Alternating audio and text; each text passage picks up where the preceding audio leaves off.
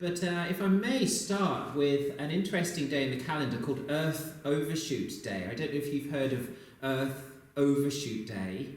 It's a date in the calendar, not one particularly to celebrate, however, because Earth Overshoot Day marks the point in the year when our use of natural resources exceeds that which the planet can regenerate, if you like. So it's the day of the year where we have consumed more than the Earth can provide. So quiz for you. We track this date every year. It's UN data. When did Earth Overshoot Day fall last year, 2022? Was it December the 12th? Was it November the 22nd? It was July the 28th. So you see what it means. July the 28th was the day last year on which, as it were, we exceeded the capacity that the Earth has for us. And from that date on and for the rest of that calendar year, it's as if we were demanding more from our planet than it could supply. We really are pushing our Earth to its limits, aren't we? In that passage that Henry read from Romans, I actually missed out the verse perhaps that would be useful this morning, verse 22, where Paul says, you'll know this verse, all of creation has been groaning, as if in the pains of childbirth. And in the original Greek, that word groaning was really a powerful and evocative one. It was used to describe an intense pain. So yes, the experience of a woman in labour at a time before there was pain relief available, but also the cry of a soldier on a battlefield, perhaps preparing for his last breath. And here, Paul uses that very same word to describe the state of creation around us. And I guess we know at some level, don't we, that there is a degradation or a decay, there's entropy all around us, things do die. But to that we can add something new, can't we? Human impacts on the environment, climate change, species extinction, deforestation, soil degradation, ocean acidification, biodiversity loss. These destructions are all happening now as a direct result of the choices and behaviours we're pursuing as human beings. The situation is dramatic, may already be irreversible. The world around us is truly groaning, isn't it? Now I wonder how you feel when you hear facts and figures about the climate crisis, when you watch an Attenborough documentary. Do you ever have that sense of just needing to switch off the TV, to close the newspaper? I cannot deal with that sense right now. Anxiety, disorientation, perhaps there's even for you a sense of panic. I do think those reactions are understandable. You'll know Greta Thunberg, the Swedish climate activist. Last year she described in a talk how she felt when she first began to read the news about the climate crisis as a teenager. She said, quote, I became ill. I fell, I think, into depression. I stopped talking and even eating. In 2 months, I lost about 10 kilos of weight. And she goes on to describe her feelings of helplessness in the face of all this data. There's something about this crisis, isn't there, that really challenges us at a profound level. Because it puts on our shoulders the responsibility to think in an entirely new way. What choices have we made? How have we brought into a narrative of endless consumption and progress? What role can we play in bringing about change? And actually, in the face of all those questions, I think we see different reactions in our culture, don't we? Some people bury their heads in the sand. They say, I just cannot deal with that. I can't change my life in a way that's commensurate with all that. And so they don't. And for those people then, I guess there's a sort of denial of the situation. But others do seek to respond. They look at the news and they see the data and they understand the urgency. The future depends on us, they say. I have to change everything right now. And I wonder if those people lurch into a sort of frenetic activity. But there's a problem with that, because that's such a hard burden to bear, isn't it? You might know Gail Bradbrook, who's a British environmental activist and co-founder of Extinction Rebellion, the movement. And she's certainly a controversial figure, but I do find her interesting. I've met her a few times. And recently she said this, quote, "Some years ago I realised that climate change would bring about the end of the world. I began to engage in activism. My whole consciousness was directed to that end. But since then, I've experienced disappointment after disappointment. Things are not changing. There's no hope. And in my worst moments now, I'm tempted to frustration, anger, or despair." You see, I think if your ultimate hope is based on action in the here and now, as if everything depends on you, there will be a sense of deflation and even despair as we look at the state of the world around us in all its groaning. But I want to suggest to you this morning, it should not be so with Christians. Our hope, as we heard read from the Apostle Paul, our hope is that creation itself will be liberated from its bondage to decay and brought into the freedom and glory of the children of God. Romans 8, verse 21. Christianity teaches that God did not remain aloof from the groanings of this world. He has not left us to worry about this situation on our own. On the contrary, he entered into the world, he experienced its brokenness, and he set in motion a plan to put it right. Because as he hung on that cross, Jesus, as you know, uttered those words, my God, why hast thou forsaken me?" But he was quoting there from Psalm 22, which says, my God, why hast thou forsaken me? Why art thou so far from the words of my groaning? Jesus Christ suffered and died on the cross. He took upon himself all the groanings of the world caused by our choices and behaviours. And in his resurrection, he demonstrates, does he not, what is in store for this creation one day.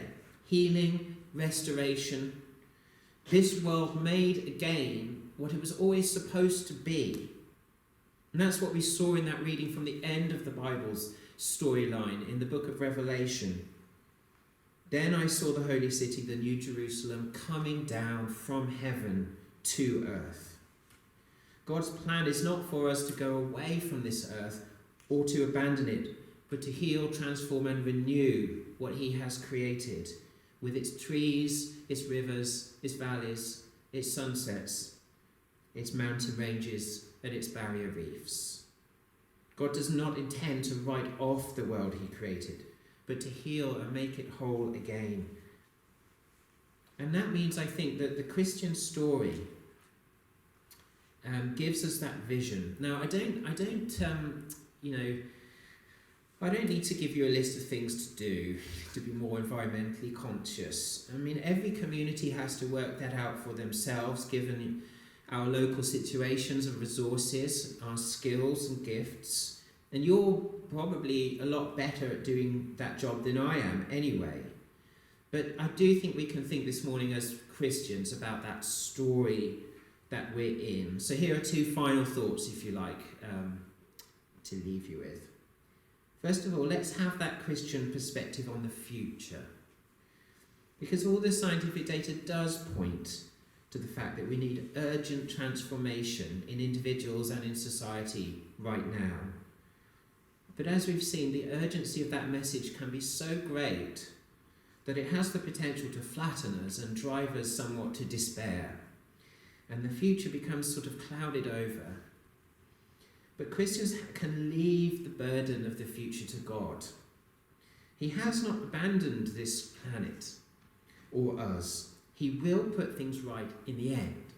And I think that gesture of faith provides a sense of balance and perspective that actually is helpful in a society that can be panicked and frenetic at the present time. So that's the first thing, that Christian perspective on the distant future. But secondly, that therefore means, I think, that we can be fully engaged actors in this drama right now. You see, some people think Christians are pretty useless allies when it comes to environment.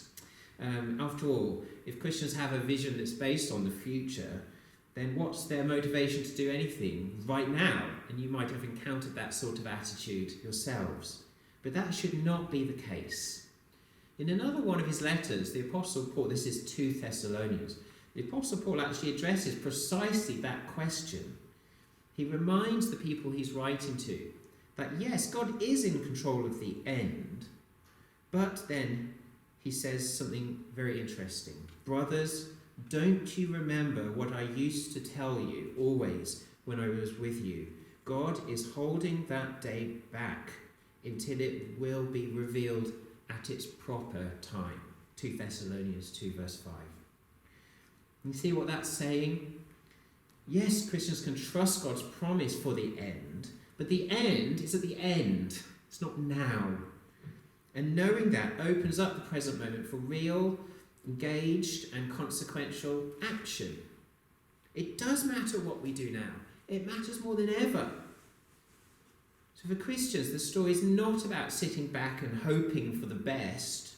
It's about getting to work right now in light of what is to come. And that's why I think Paul writes in one of my favourite of his verses, 1 Corinthians 15, "Dear brothers and sisters, always give yourselves fully to the work of the Lord, for you know that your labour in him is not in vain." So how might this all relate to us? What about our lives, our homes, our cars, the choices we make about food or holidays? What about our life as a community here? This beautiful building, the churchyard, and the landscapes of which you're custodians. Or perhaps you have some other special interest or gift in life. I don't know, in politics, or in law, or in art, or some other sector where you can have a positive voice. The environmental crisis can feel overwhelming, as if it's the end of the world. And I think you'll see people increasingly panicking as if it is the end of their world. They're demotivated or completely stressed out. But we can offer something different, surely. Our hope is in God and his promise for the world to come. We don't need to take on the whole burden, as if the future depended on us. And amazingly, when we get to that place, we find Christians becoming more and not less engaged.